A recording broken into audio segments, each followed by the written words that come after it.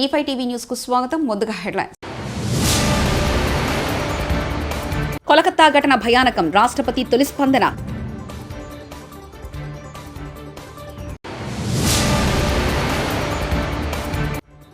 తెలుగు రాష్ట్రాల్లో పారిశ్రామిక పార్కుల ఏర్పాటుకు కేంద్రం ఆమోదం. మోదీ కేబినెట్.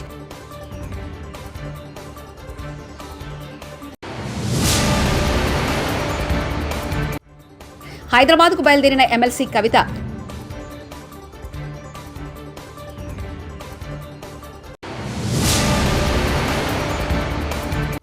చట్టాలను ఉల్లంఘించిన వారందరి పేర్లు రెడ్ బుక్ లో ఉన్నాయి. మంత్రి నారా లోకేష్.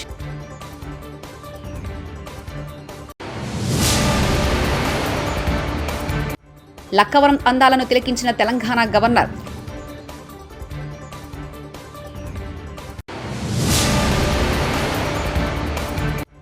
ఏపీకి డబుల్ బొనంజా. భారీగా నిధులు కేటాయించిన కేంద్రం.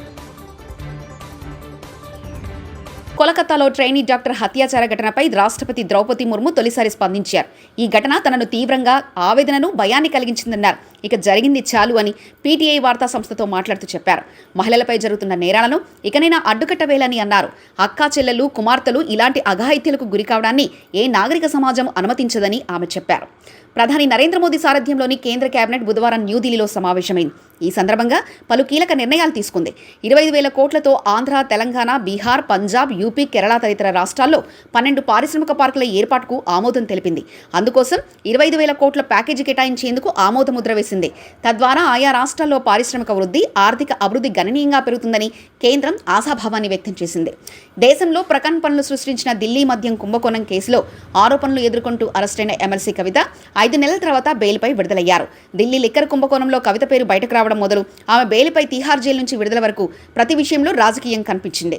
కవిత మాజీ సీఎం కేసీఆర్ కుమార్తె కావడమే దీనికి ప్రధాన కారణం.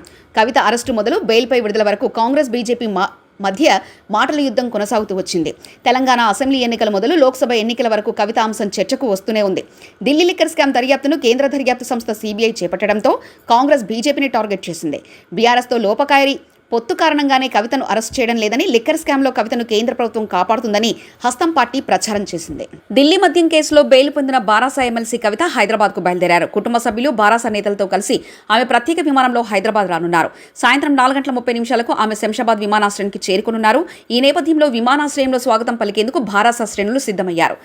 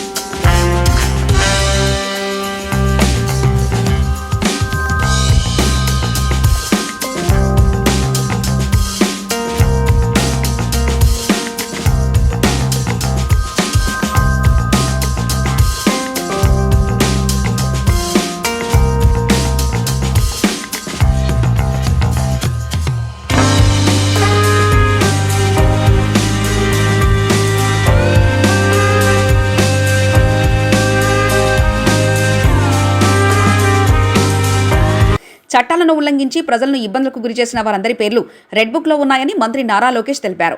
మంగళగిరిలో ఓ దాత నిర్మించిన నరసింహస్వామి ఆలయ ముఖద్వారాన్ని ఆయన ప్రారంభించారు. భక్తులకు స్వయంగా ప్రసాదం పంపిణీ చేశారు. అనంతరం మంత్రి మాట్లాడుతూ చట్టానికి వ్యతిరేకంగా పనిచేసిన వారిపై తప్పనిసరిగా చర్యలుంటాయని హెచ్చరించారు.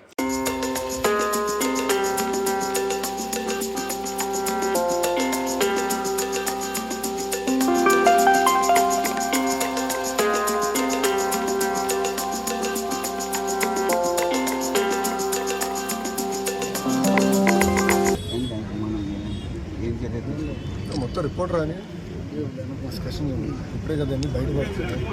గత ప్రభుత్వాల్లో జరిగిన అవకతవకలు చెప్పే కదా రెడ్ బుక్ అంటే ఏంటో. ఏ అధికారులు అయితే చట్టాలను ఉల్లంఘించి ప్రజల్ని, కార్యకర్తలు ఇబ్బంది పెట్టారో వాళ్ళందరినీ మేము సీరియస్గా తీసుకుంటామని చెప్పడం జరిగింది. దాంట్లో భాగంగా ఏంటంటే ఒక్కొక్కరు ఇప్పుడు బయటకు వస్తున్నారు. మాట్లాడే స్వేచ్ఛ వచ్చింది ఆంధ్ర రాష్ట్రం. మీడియా మిత్రులు కూడా స్వేచ్ఛ వచ్చింది, ప్రజాప్రతినిధులు స్వేచ్ఛ వచ్చింది, పులివెందుల ఎమ్మెల్యే కూడా స్వేచ్ఛ ఉంది రోజు వెళ్ళి వెళ్ళిపోతున్నారు. ఆయన పులివెందుల ఎమ్మెల్యేనే కదా, ఆయన కూడా స్వేచ్ఛ ఉంది కదా. ఆయన ఎక్కడ తిరగచ్చు, ఆయన తిరగచ్చు. ఆయన ఇప్పుడు ఆయన గేట్ కి తాడులు కట్టేది ఇవన్నీ లేదు కదా, ఆయన కూడా తిరిగే స్వేచ్ఛ వచ్చింది. అట్లా ఎంత అంటే వెళ్ళండి. ఎవరు అంటే ఎవరైతే చట్టాలు ఉల్లంఘించారో వాళ్ళ పేర్లు ఉంటాయి. సో చట్టాలను వాళ్ళు ఉల్లంఘించాలని భావిస్తే వాళ్ళ పేరు ఉన్నట్టు. Simple simple. వాళ్ళు విన్నారు, వాళ్ళ సమస్య చేసుకోవాలి. అది ఏం జరిగింది ఏంటి ఎందుకు సీరియస్గా తీసుకుంటారు. ఇది వదిలిపెడతాం. వరంగల్ పర్యటనలో ఉన్న తెలంగాణ గవర్నర్ జిష్ణుదేవ్ వర్మ బుధవారం లక్నవరం చెరువును సందర్శించారు. లక్నవరం అందాలను తిలకించిన గవర్నర్ అధికారులను అడిగి వివరాలు తెలుసుకున్నారు. లక్నవరం ప్రత్యేకతను మంత్రి సీతక్క అధికారులు గవర్నర్కు తెలియజేశారు. అధికారులతో కలిసి గవర్నర్ చెరువులో బోటింగ్ చేశారు. ఈ చెరువును మరింత అభివృద్ధి చేసి పర్యాటకులకు మెరుగైన సౌకర్యాలు అందించాలని అధికారులకు సూచించారు.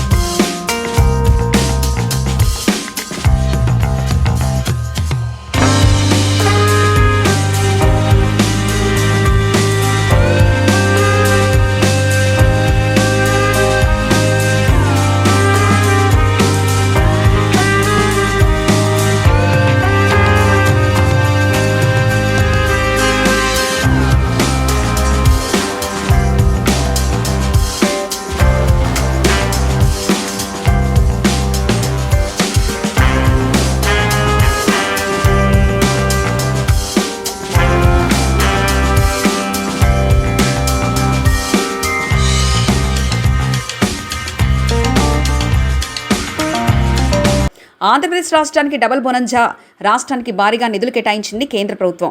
పోలవరం ప్రాజెక్టుకు సంబంధించి 12,000 కోట్లకు ఆమోదం తెలపడంతో పాటు రాష్ట్రంలో 2 ఇండస్ట్రియల్ స్మార్ట్ సిటీస్ ఏర్పాటు చేసేందుకు కేంద్ర మంత్రివర్గం సిద్ధమైంది. బుధవారం కేంద్ర మంత్రివర్గం సమావేశమైంది. ఈ సమావేశంలో తీసుకున్న నిర్ణయాలను కేంద్ర మంత్రి రామ్మోహన్ నాయుడు మీడియాకు వెల్లడించారు. తాడిపత్రి రూరల్ పోలీస్ స్టేషన్ వద్ద ఉద్రిక్తత చోటు చేసుకుంది. తాడిపత్రి ఎమ్మెల్యే జేసీ అస్మిత్ రెడ్డి, రూరల్ సీఐ లక్ష్మీకాంత్ రెడ్డిల మధ్య వాగ్వాదం. ఇసుక అక్రమ రవాణా చేస్తున్న ట్రాక్టర్లు, టిప్పర్లపై కేసులు పెట్టమని సీఐ లక్ష్మీకాంత్ రెడ్డితో ఫోన్లో మాట్లాడిన ఎమ్మెల్యే జేసీ అస్మిత్ రెడ్డి. మాటల్లో ఇద్దరి మధ్య వాగ్వాదం.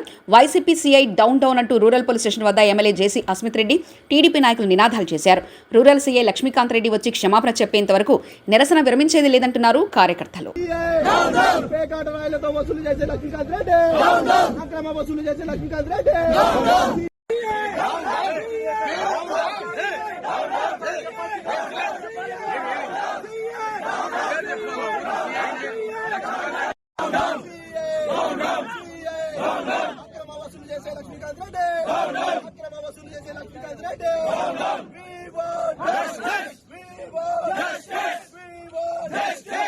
I needed my ear. That's it. I don't care. I'm okay with everybody. But I don't want I don't care. Anna, anta idu nodete enduka maatalu ఎవరు వచ్చినా వాళ్ళకి ఏదో ఒకటి అంటానే ఉన్నాడు. ఊరుకున్నాం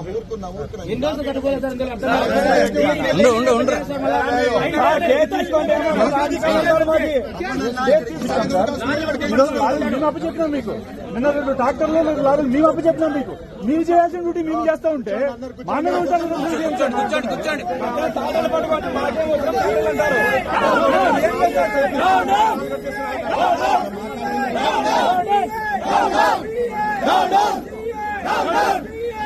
రావాల్సిందే సార్, రావాల్సిందేగా మా ఎమ్మెల్యే సార్ చెప్పాల్సిందే.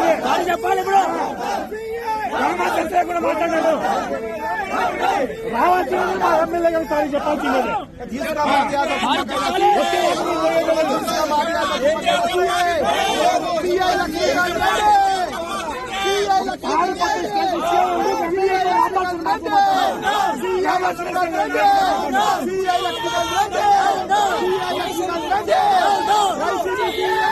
హన్మకొండ జిల్లా కలెక్టరేట్లోని కాన్ఫరెన్స్ హాల్లో రాష్ట్ర గవర్నర్ జిష్ణుదేవ్ వర్మ గారితో ప్రారంభమైన హన్మకొండ వరంగల్ జిల్లాల అధికారుల సమావేశం. వరంగల్ జిల్లాకు సంబంధించి విద్య, వైద్య, ఆరోగ్య, ఎంజీఎం ఆసుపత్రి, ఐసీడీఎస్ వ్యవసాయం, ఎనుమాముల మార్కెట్ తదితర శాఖల గురించి వివరాలతో పాటు జిల్లాలో అమలవుతున్న అభివృద్ధి, సంక్షేమ కార్యక్రమాల వివరాలను పవర్ పాయింట్ ప్రెజెంటేషన్ ద్వారా వెల్లడించారు జిల్లా collector doctor Satya Sharada Devi.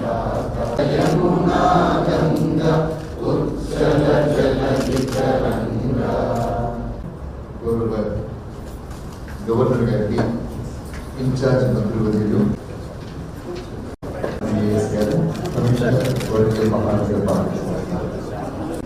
all the public representatives present here, MLAs and MCs elected, and in schools we are implementing for attendance facial recognition system.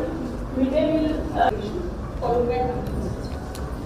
Thank you, sir. Now I request the collector. One is given as whole that in colloquial it became Bhadradri Kothagudem జిల్లా భద్రాచలంలో గోదావరి వరద బాధితుల నిమిత్తం 35 లక్షల రూపాయల విరాళాలతో endowment వారు ఇచ్చిన భూమిలో బుధవారం రోజు శంకుస్థాపన కార్యక్రమాన్ని నిర్వహించారు. ఈ కార్యక్రమంలో ముఖ్య అతిథిగా పాల్గొన్న ఎమ్మెల్యే తెర్లం వెంకటరావు పాల్గొని ఎమ్మెల్యే మరియు ఎంపీ నిధులు ఈ భవన నిర్మాణానికి అందించినట్లు పేర్కొన్నారు. ఐటీసీ కర్మాగారం ఇతర దాతల సహకారం అందించారని ఎమ్మెల్యే పిలుపునిచ్చారు.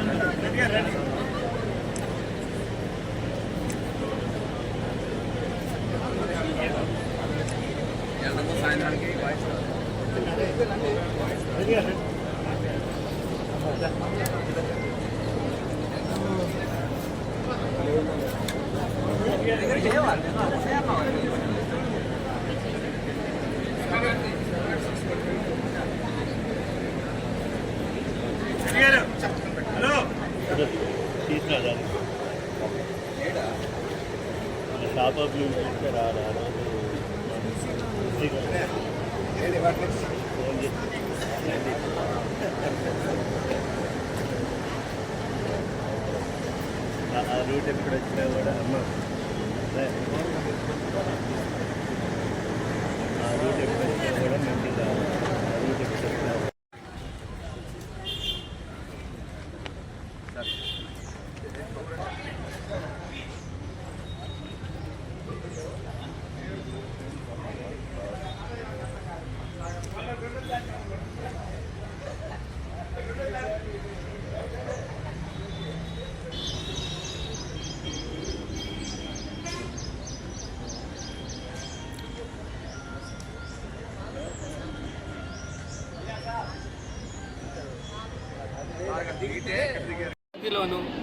సూపర్ మన ఏదైతే పరిసరాల పరిశుభ్రతని కాపాడే దాంట్లో నేనున్నాను.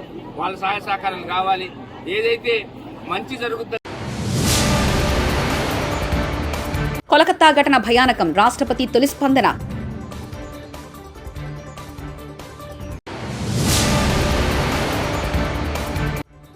తెలుగు రాష్ట్రాల్లో పారిశ్రామిక పార్కుల ఏర్పాటుకు కేంద్రం ఆమోదం, మోదీ కేబినెట్.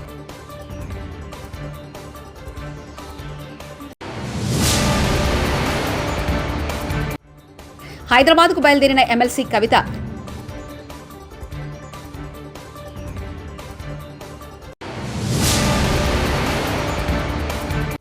చట్టాలను ఉల్లంఘించిన వారందరి పేర్లు రెడ్ బుక్ లో ఉన్నాయి, మంత్రి నారా లోకేష్.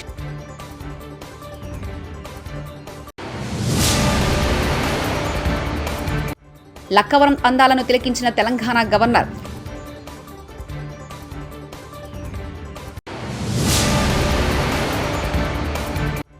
ఏపీకి డబుల్ బొనంజా, భారీగా నిధులు కేటాయించిన కేంద్రం.